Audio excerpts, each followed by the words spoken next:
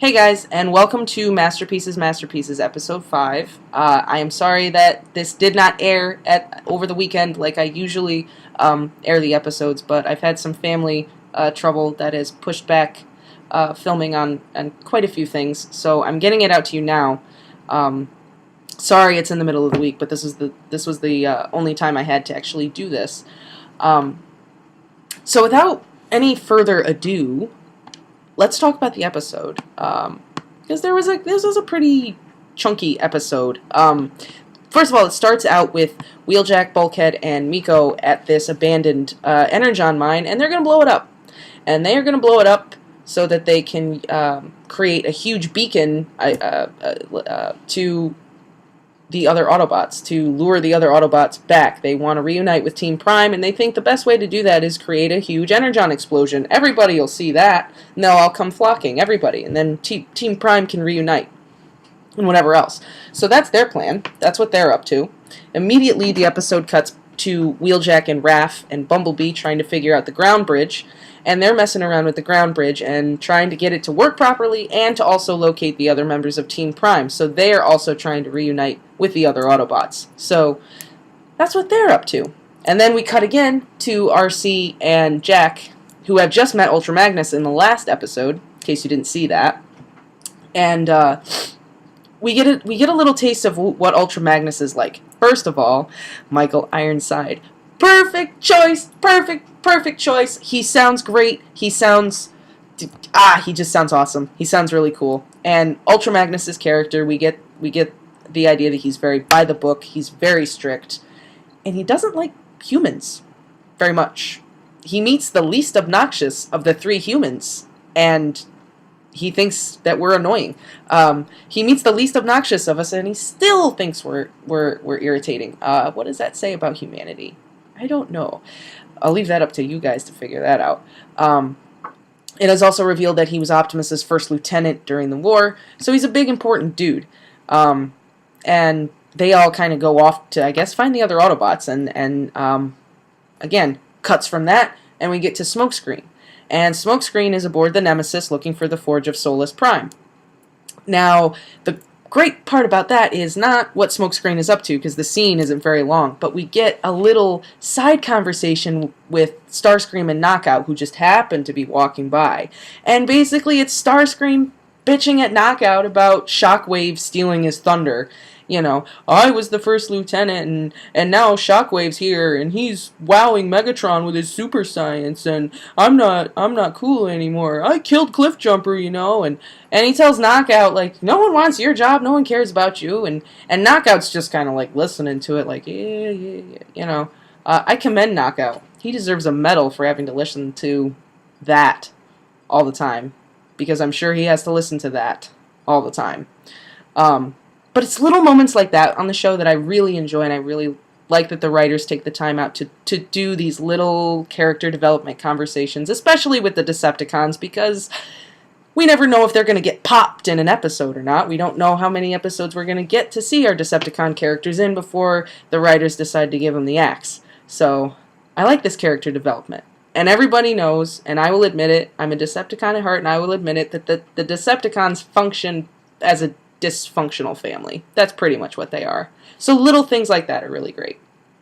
Then the episode cuts back to Miko and Bulkhead, and this is the best part of the episode. Predaking shows up and wreaks havoc. Predaking shows up, and in the ensuing chaos, the Energon mine does blow up, and everybody is able to locate everybody and reunite with each other. Ultra Magnus and RC show up and rescue Wheeljack and Bulkhead and Miko from Predaking, and they all end up fighting Predaking together. And which, you know, fine, whatever.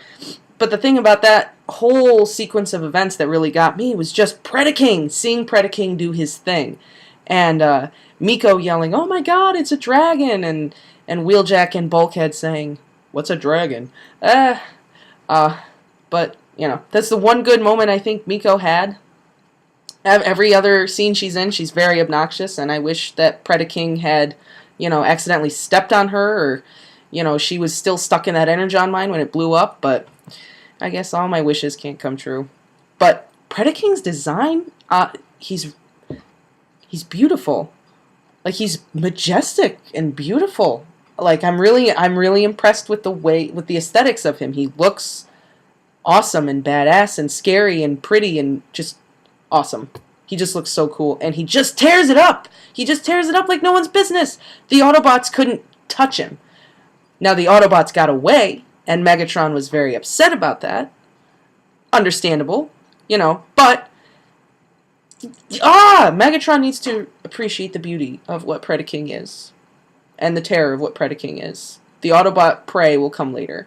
But anyway, so they have this fight, and Team Prime reunites everybody except for Smokescreen and Optimus, of course, and in their conversation, after Team Prime has kind of come back together, and they're like, what is this Cybertronian reptile?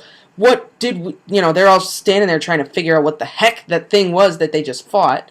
And RC makes a comment to Bumblebee about reversing paint jobs, and she said, if I reverse my paint job, I'd be all pink. Writers, I see what you did there. Another G1 reference. Woo! As you all know, if you guys are real Transformers fans, those of you who are serious Transformer fans, you'll know that in G1, in the movie and everything else, RC was pink and white. She hasn't always been blue. So her saying that was just kind of a little nod to those of us that know, just kind of a little inside joke. I love those things. I love that the writers do those things and that they're continuing to do things like that. Very fun, very clever. I like it a lot. I like it. So the episode continues on. I'm getting sidetracked. The G1 purist in me just, once it starts, it's hard to stop. Anyway, so Smokescreen does return. The next time we see Smokescreen, he has returned to Optimus with the Forge of Solus Prime, and he intends to fix Optimus. And Optimus tells him, no, you're going to use the Forge to rebuild the Omega Lock and ergo restore Cybertron. And Smokescreen doesn't want to do this. He wants to fix Optimus, and Optimus is all self-sacrificing, saying the needs of the many outweigh the needs of the few or the one, yada, yada, yada, my life isn't important, I've lived my life, and basically tells Smokescreen that it's time for a new Prime. And the episode leaves it at that, and it leaves it with Smokescreen kind of with these wide eyes, like a new Prime. And we have been led to believe that the new Prime will, because of the way the episode ended, it's either going to be Smokescreen or Ultra Magnus. Smokescreen because he's like that young upstart underdog character, and he's with Optimus. Ultra Magnus because he just showed up in the show. Why else would he show up in the show unless he's going to be, very important, ergo the next Prime. He's also the most logical choice. He was Optimus's first lieutenant. He's the leader of the Wreckers. The dude's got skills. The dude knows what he's doing. Smokescreen really kind of is young and naive. He's got heart, but what he lacks, Ultra Magnus just has so much more, and I would prefer to see it go that way. So what's going to happen? I don't know, but I'm kind of rooting for Ultra Magnus.